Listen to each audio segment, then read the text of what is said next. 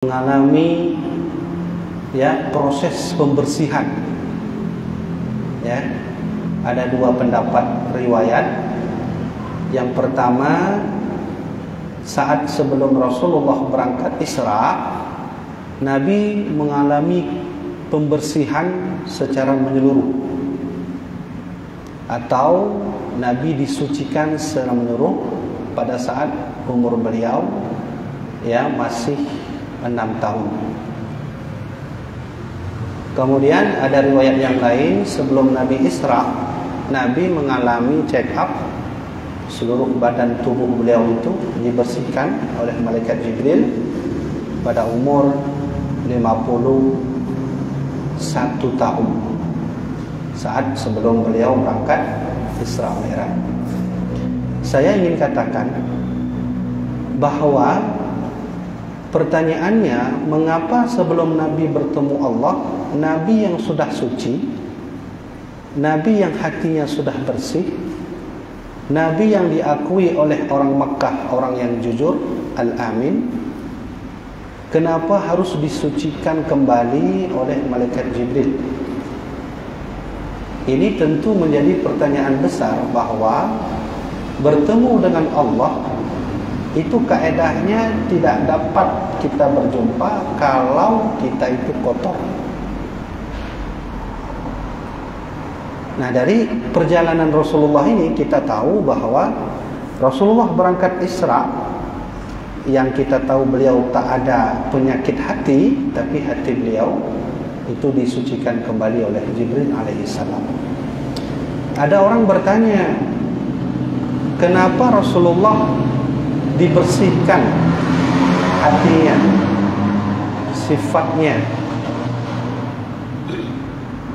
Itu jawabannya, setiap manusia punya tempat sombong, punya tempat dengki, punya wadah hasud, punya wadah iri. Setiap manusia, bahkan para nabi juga punya tempat itu. Namun bedanya, para nabi punya tempat tak ada isi. Kalau kita tempat ada, isi penuh. Nah, ini dia.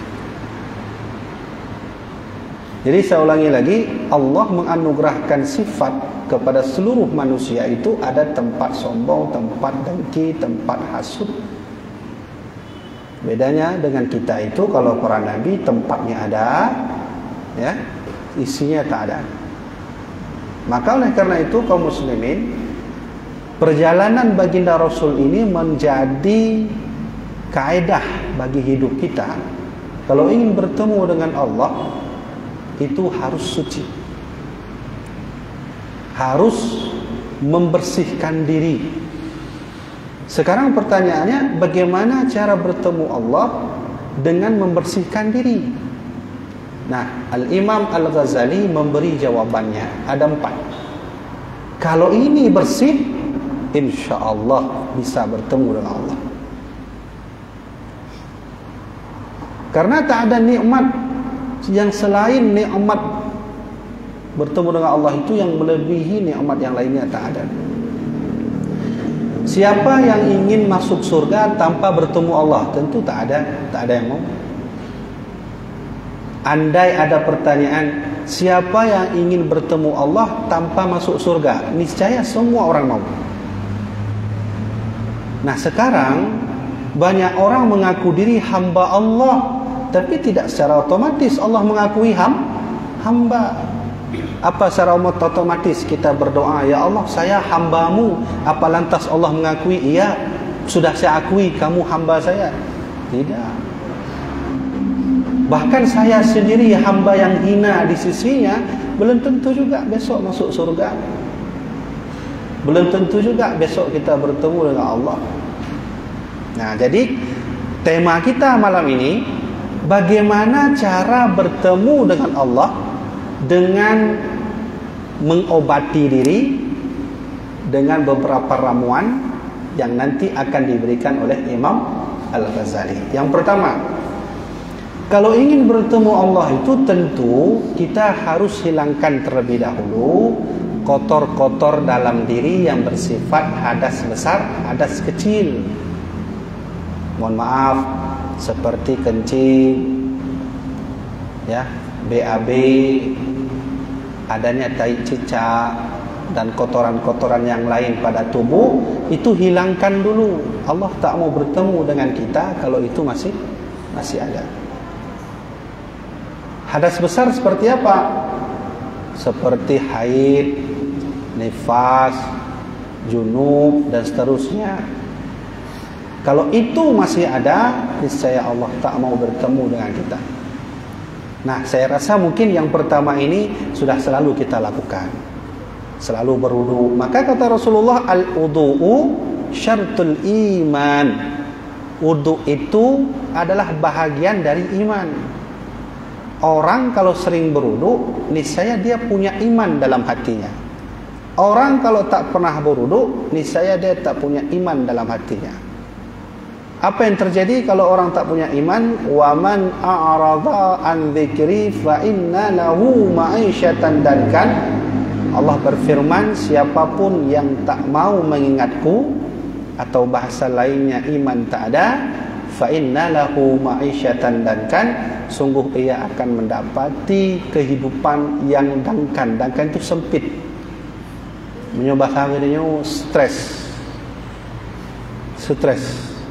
Saya teringat dulu itu waktu almarhum abang kandung saya, mungkin saya pernah cerita di majelis ini, ketika masa Covid itu saya bertanya, apakah banyak orang yang mati karena Covid? Kata almarhum abang saya, tidak. Karena abang saya ini dokter spesialis penyakit dalam.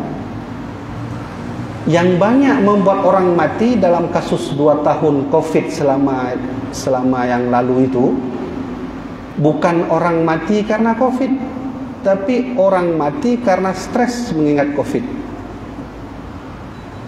Sehingga kompilasi, timbul penyakit jantung, gula naik, DM naik. Itu bukan saya yang bilang itu. Yang mengatakan itu almarhum abang saya sendiri, Dr. Taufik Muhyiddin Wali.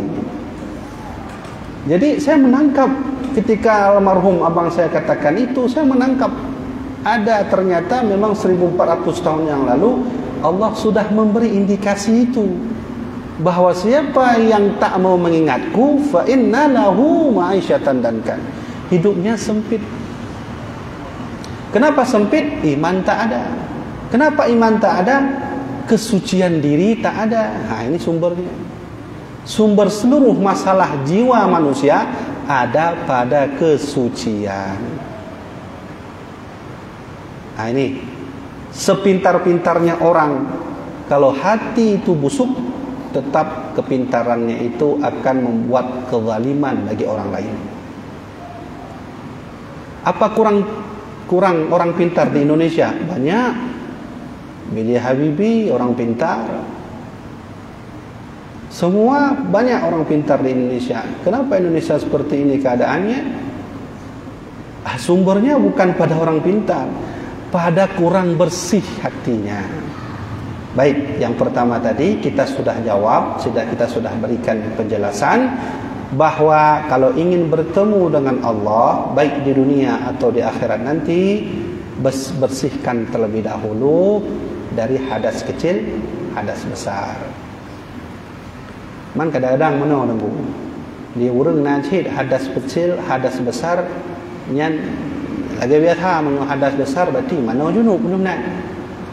Hadas kecil ya berudu ke mana? Apa semua diakui atau semua diterima oleh Allah wudu kita, mandi junub kita? Tidak semua. Karena Rasulullah punya sahabat bernama Mu'az bin Jabal. Beliau pernah berkata, al-ilmu imamul amal. Amal kita itu tergantung pada ilmu yang kita punya. Kalau beramal tanpa ilmu, maka amalnya mardudatun lam tuqbal, ditolak. Nah, ini contoh kecil. Ada orang mandi junub, kulahnya tidak sampai 2 kulah, atau tak sampai 215 liter, punya bahasa liter, atau tidak sampai kepada 1/4 hasta dalamnya, sisi lebarnya, sisi panjangnya. Dia mandi junub. Saat mandi junub, lalu air bekas junub masuk lagi ke dalam. Ini sah atau tidak ini? Ini diperhatikan baik-baik. Kalau ini tidak diperhatikan, maka niscaya proses pembersihan diri walaupun sudah bersih tidak diakui oleh Allah Subhanahu wa taala. Oleh karenanya saya ulangi lagi, ini pesan sahabat Nabi, al-ilmu imamul amal. Ilmu itu adalah pemimpinnya amal. Pemimpinnya salah, amal pun akan salah. Nah, maka mari kita belajar lagi lebih dalam tentang taharah atau fikih taharah. Yang kedua, Imam Al-Ghazali memberi obat atau memberi cara membersihkan mode yang kedua. Apa itu? Menyucikan segala anggota yang 7 daripada berbuat dosa dan maksiat. Ini sangat perlu. Sumber-sumber dosa itu muncul dari anggota 7, kata Imam Ghazali. Apa itu? 1, mata. 2, telinga. Kemudian kaki. 3, tangan. 4, perut. 5, hidung. 6, mulut. 7. Nah, ini sumber dosa. Dari sini bisa keluar dosa. Dari hidung pakai dosa manunggu. Ia menghirup segala sesuatu yang bukan hak kita. Ini dia. Hidung. Telinga biasanya sering mendengar gosip, sering mendengar orang sedang memfitnah orang lain. Ini sumber dosa, kata Imam Ghazali. Saya ulangi lagi. Hidung, mulut, telinga, mata, perut, tangan, kaki. Semua itu berasal dari mana? Hati. Kalau ini bersih, tangan bersih, kaki bersih, mata bersih, sini bersih. Semua orang punya tangan sehat. Alhamdulillah hari ini, malam ini Allah masih memberikan tangan kita sehat. Tidak ada yang cacat. Mohon maaf, mungkin ada yang cacat. Kaki sehat, badan sehat, mata sehat, semua sehat. Waktu cek ke dokter juga sehat. DM insyaAllah stabil, semua stabil. Kehidupan di rumah pun stabil, semua stabil. Tapi kalau hati tak stabil, ada yang hana stabil, ada yang stabil benar, juga hana stabil. Maka nenek-nenek kita dulu bilang lidah tak bertulang. Apa maksud lidah tak bertulang? Dari lidah ini bisa keluar fitnah, hinaan, dan macam-macam. Nah, bagaimana kata Imam Ghazali? Kalau hadas kecil sudah tahu ilmunya, cara menghilangkannya, hadas besar sudah, maka membersihkan metode yang kedua, hilangkan dosa dari anggota 7. Saya rasa ini sulit sekali. Kita sekarang hidup di zaman yang penuh fitnah. Sulit sekali. Kecuali tanya lamutun ni guys, yang baru yang kita jaga betul. Lamutun dan kita juga guna agak banyak je. Ya.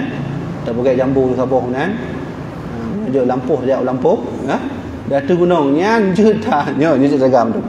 Tapi kalau hidup di kota ini sulit sekali. Bisa jaga ini tapi tak bisa jaga mata. Bisa jaga mata tapi tak bisa jaga mulut. Dan memang begitulah keadaan akhir dunia kita yang tak lama lagi ini.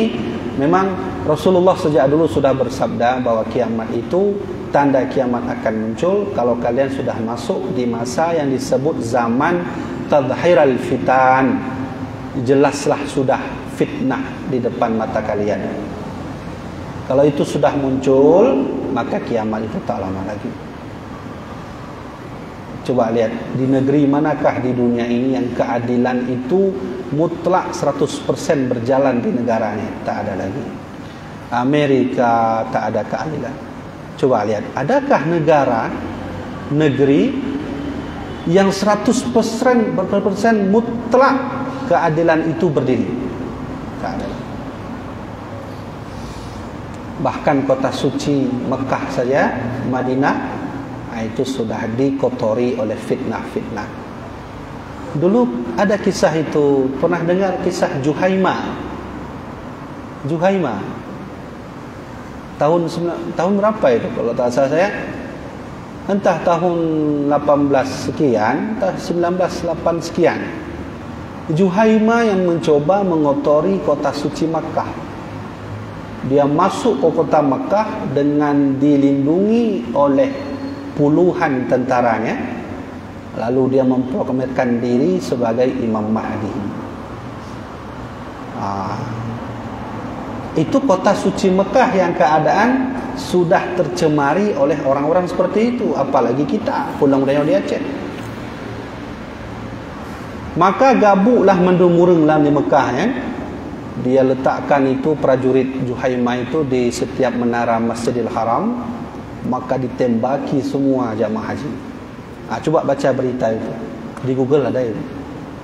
Ditembaki semua jamaah haji, termasuk tentara Arab Saudi saat itu yang mencoba menangkapnya. Juga beberapa orang mati. Apa yang terjadi? Bersimbah darah Masjidil Haram. Berdarah semua. Darah itu kan najis. Dari mana munculnya? Ya dari orang yang najis seperti Juhaimah itu. Nah, saya ingin katakan bahwa di era globalisasi yang begitu luas hari ini, kita hidup di akhir zaman yang sejak dulu Nabi sudah katakan, kalian itu hidup yang tak lama lagi akan turun Imam Mahdi. Apa tandanya? Tadhiral fitanu, akan muncul fitnah. Ya, ini dia.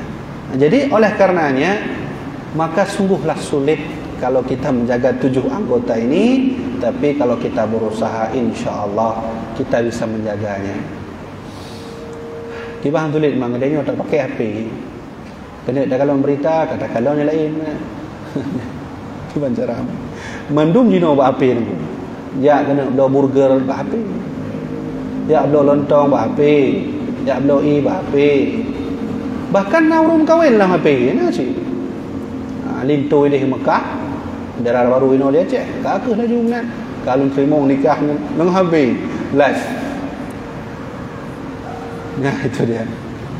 Jadi jamaah dirahmati Allah. Oleh karenanya, mari sama-sama, termasuk saya sendiri hamba yang hina ini, kita jagalah 7 anggota kita. Kalau itu mulai dari hidup ini kita tak jaga, termasuk saya ini nasihat bagi saya juga. Kalau itu kita tak jaga selama hidup di dunia, bagaimana esok kita bertemu dengan Allah? Kalau kita bisa jaga mata, sungguh besok bertemu Allah, mata kita tak buta. Kalau kita bisa menjaga kaki, sungguh kaki besok kita bertemu dengan Allah tidak pincang. Kalau kita bisa menjaga tangan, sungguh besok bertemu Allah, tangan kita tidak buntu. Nah, sekarang kita tinggal pilih, karena hidup di dunia ini, hidup yang menentukan 9 alam seterusnya. Masih panjang perjalanan kita. Alhamdulillah kita sudah selamat di alam rahim. Sudah selamat. Sekarang alam dunia. Setelah alam dunia kita mau ke mana? Masih ada perjalanan, kita hidup kembali nanti di alam barzakh. Setelah alam barzakh kita kemana lagi? Hidup lagi di alam yang disebut alam yaumul qiyamah. Huru-hara, meletus gunung, matahari meletus dan seterusnya. Setelah alam kiamah kita hidup kembali, hidup di alam yang apa? Alam mahsyar. Setelah alam mahsyar kita melihat matahari di atas kepala dan seterusnya. Semua manusia hidup di alam apa lagi? Alam mizan. Setelah alam mizan, alam apa lagi kita hidup? Alam siratal mustaqim. Setelah alam, wah panjang sekali itu. Lantas di mana penentuan baik dan buruknya untuk alam yang setelah kita hidup itu? Di dunia. Kalau di sini baik, barzah baik, mizan baik, siratal mustaqim baik, insyaallah dalam surga. Kalau di sini tak baik, alam barzah tak baik, yaumul qiyamah tak baik, mahsyar tak baik, mizan tak baik, siratal mustaqim tak baik, masuk ke dalam neraka. Nah, saya bacakan ayat. Yang bahayanya begini. Allah berfirman, yudabbirul amra minas sama' ilal ardi thumma ya'ruju ilayya fi yawmin kana miqdaruhu alfasanatin mimma ta'uddun. Ketika Allah, di sisi Allah itu satu hari, manusia 1000 tahun. Syekh Ahmad Sawi dalam kitab Hasyiah Sawi pernah berkata, ketika nanti kita hidup di alam mahsyar, itu hitungannya satu hari, tapi di alam kita 1000 tahun. 1000 tahun. Di kitanya umur pada 60 tahun, 70 tahun kami ingat. Memang di alam mahsyar 1000 tahun. Pada orang-orang ku, wallahu a'lam ya Allah. Nah, begitu panjang masih. Oleh karenanya Imam Al-Ghazali menyarankan kepada kita, kalau sudah bersih hadas kecil, sudah bersih hadas besar, mari kita bersihkan anggota 7 daripada segala dosa. Yang ketiga, ini lebih naik tingkat sedikit, menyucikan hati daripada segala perangai yang kejahatan dan daripada sifat yang kecelaan, seperti sifat riya, ya, kemudian takabur, hasud, dengki. Rasulullah bersabda, al-hasadu ya'kulul hasanat kama ta'kulun nar al-hataba. Sifat dengki itu dapat memakan pahala. Ini hati-hati ni. Ternyata ada semayang isya kedanya, tak wau kampung, tak duk ulmangon kampung. Dengan tak tubik dia sifat dengki, nya semayang isya penuh nali ya. Gaduh je. Duduk solat isya, habis solat isya, solat sunnah isya. Setelah solat sunnah isya, berzikir, berdoa. Pulang dari situ, teman ajak ngopi, kita duduk ngopi bersama teman. Lalu ada sifat takabur saat kita berdialog dan seterusnya, berbincang-bincang. Ada sifat dengki, maka ingat itu solat isya tadi hilang. Toh begah yang ku habibi. Bukan saya yang bilang. Rasulullah sendiri bersabda, al-hasadu ya'kulul hasanat. Dengki itu bisa memakan pahala. Wah, bahaya sekali. Maka kalau sudah suci daripada dosa dari anggota 7, naik tingkat. Bersihkan hati dari segala sifat-sifat yang mungkar. Apa contohnya? Riya. Riya itu pamer, namuh tak peduk inawa. Kadang nak cerita kalau rina kan, jilbab lagi nyong lagi, hana putun niu, kena namuh no ke obino. Biasa aja benar. Yang biasa bak kanduri kondangan urung mengkawin itu pamer. Saya enggak pamer tengku, tapi itu mengundang orang untuk dengki. Ha, itu kan ada dosa lagi. Tengku, saya betul-betul enggak pamer. Saya bawa mobil mewah memang di rumah teman saya, enggak pamer. Tapi itu mengundang orang mengeluarkan sifat dengki. Ini bahaya. Ya. Itu hati-hati sekali. Riya, hasud, ujub, ghadab itu marah. Ini marah termasuk sifat yang membuat hati orang sakit. Nah, hati kita ini perlu makanan. Dulu itu ada seorang ulama namanya Fathul Musil. Fathul Musil itu Imam Fathul Musil, beliau punya murid. Suatu hari Fathul Musil bertanya, wahai muridku, ya, alaysa bil marid idza muni'at ta'amu wasyarabu. Wahai muridku, saya ingin bertanya, apakah seseorang akan mati kalau 3 hari dia tak makan tak minum? Seluruh muridnya menjawab, iya guru, mati. wa kadzalikal qalbu muni'a 'anil hikmah. Demikian juga hati, kalau tak diberi ilmu selama 3 hari, dia akan mati. Kalau ini sudah mati, fazadahumullahu maradan, Allah akan sudah kasih penyakit, diberi penyakit. Nah, kalau ini sakit, ini mati, meninggal, wah, kemana kita itu? Ini sakit, hati mati, meninggal dalam keadaan itu, udahlah, mau kemana? Oh, kena jadam talakay ba Allah, ya Allah, nampu balik kamu dalam dunia ni. Hanalin. Itu sudah diceritakan dalam Al-Quran. Allah sendiri memberi gambaran bentuk penyesalan orang yang nanti saat mati bertemu Allah. Rabbana absarna wa sami'na farji'na na'mal salihan. Dalam surat Sajadah. Rabbana absarna, kami sudah melihat huru-hara di sini ya Allah. Wa sami'na, dan kami sudah mendengar segala sesuatu di sini. Farji'na, tolong kami ya Allah, balikkan kami. Balik lagi kami di dunia. Na'mal salihan, ingin mengerjakan amal soleh. Ada lagi. Masuk ke neraka, dilemparkan ke neraka. Penjaga neraka bertanya, alam ya'tikum nadhir, kenapa kamu ada di sini? Apa dulu tak datang peringatan? Apa dulu tak hadir ulama? Apa dulu tak ada Al-Quran? Apa dulu tak pernah belajar hadis? Apa dulu tak pernah belajar ilmu? Qala bala qad ja'ana nadhirun fakadzabna.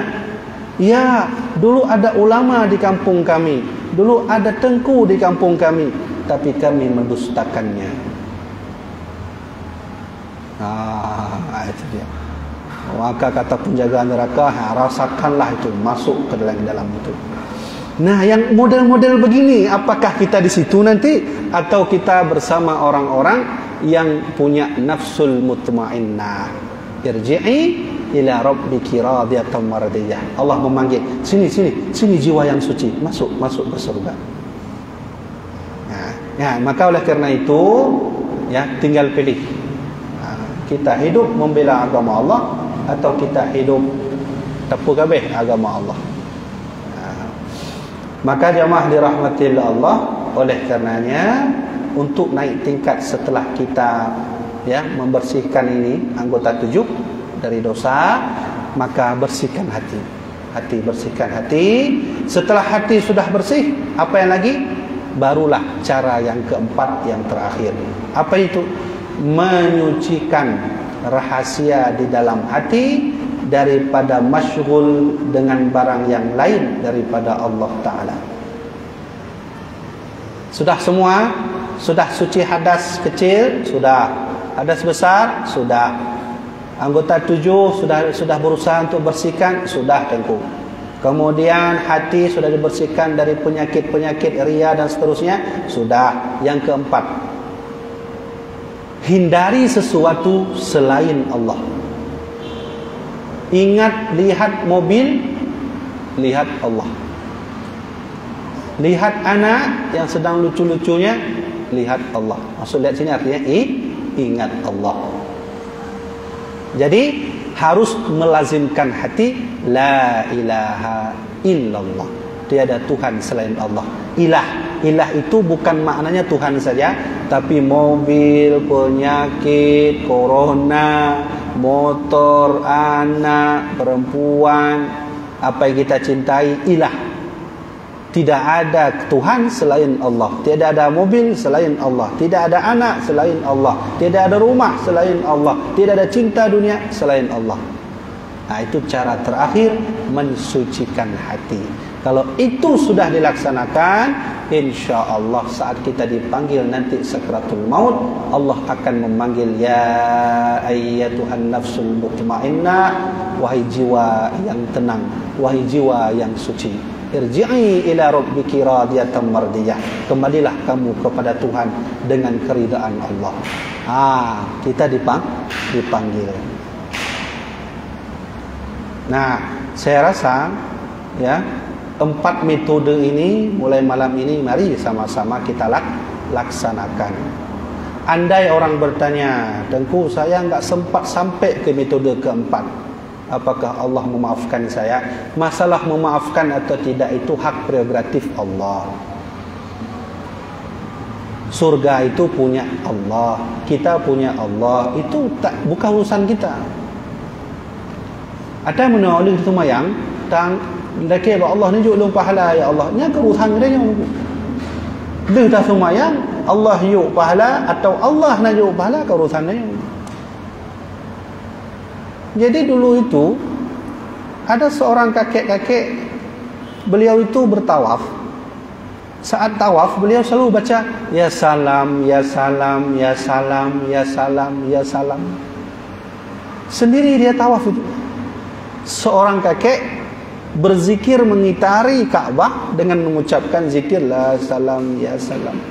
Rasulullah melihat kakek itu unik. Lalu Nabi masuk ke barisan beliau.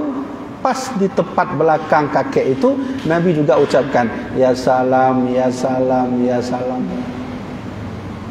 Baliklah badan kakek itu melihat seorang anak muda. Dia tak tahu itu baginda Rasulullah. Dia katakan, hai anak muda, engkau memperolok saya ya. Kalau engkau memperolok saya lapor nanti ke Rasulullah. Kakek itu tak tahu ini Nabi Muhammad.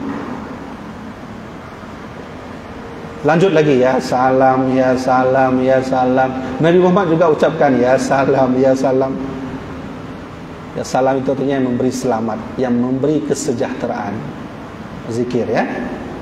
Lalu saat itulah baliklah badan sekali lagi. Kakek itu berkata, memang kau kurang ajar, kulaporkanlah tingkah lakumu kepada Rasulullah nanti. Wahai kakek, akulah Rasulullah, akulah Nabi Muhammad.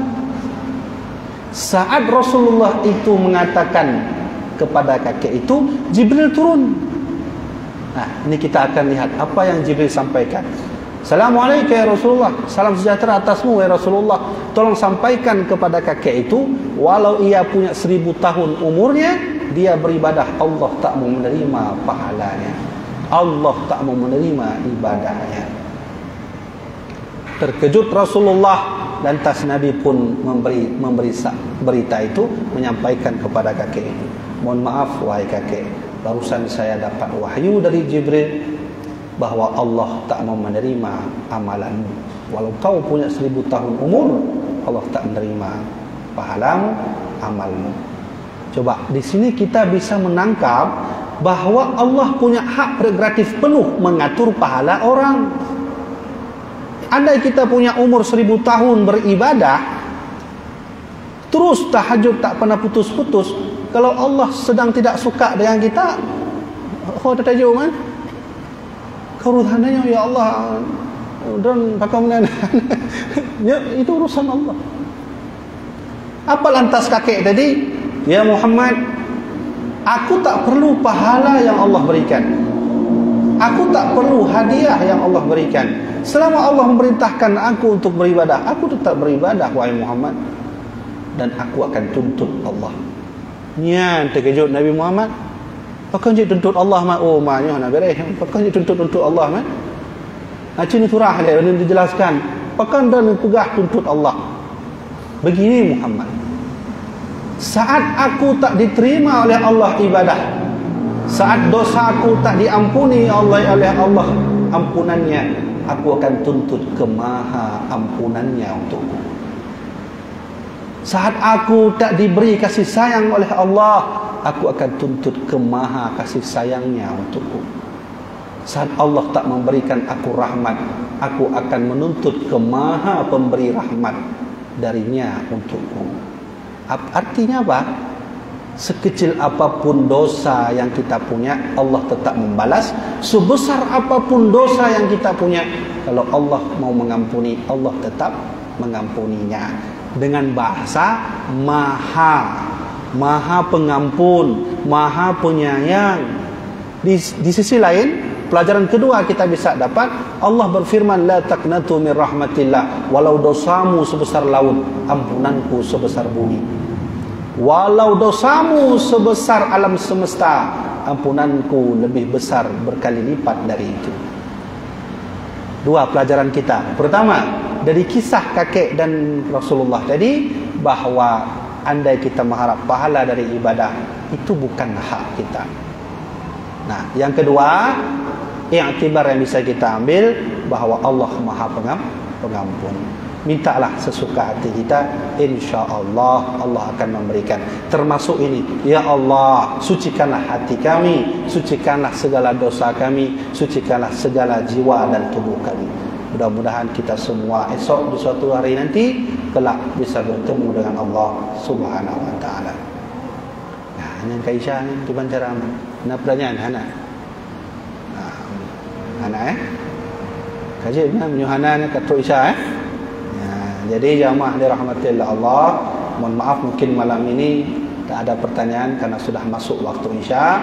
Mudah-mudahan apa yang saya sampaikan ini, saya selalu berdoa kepada Allah, saya hamba yang hina di depannya, juga saya minta mudah-mudahan saya juga bisa mengamalkan apa yang saya ajarkan ini, juga bisa bermanfaat bagi kaum muslimin dan muslimat, jamaah dirahmati Allah Subhanahu wa taala. Wallahu a'lam bissawab.